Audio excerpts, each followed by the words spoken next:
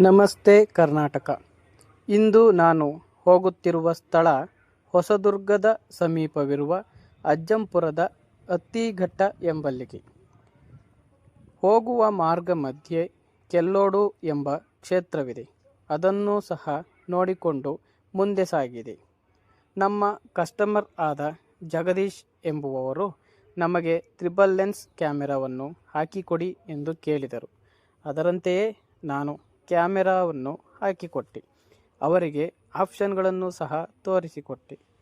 ನಾನು ಇನ್ಸ್ಟಾಲ್ ಮಾಡಿರುವ ಕ್ಯಾಮೆರಾದ ದೃಶ್ಯಗಳು ಈ ರೀತಿ ಕಾಣಸಿಗುತ್ತವೆ. ಧನ್ಯವಾದಗಳು.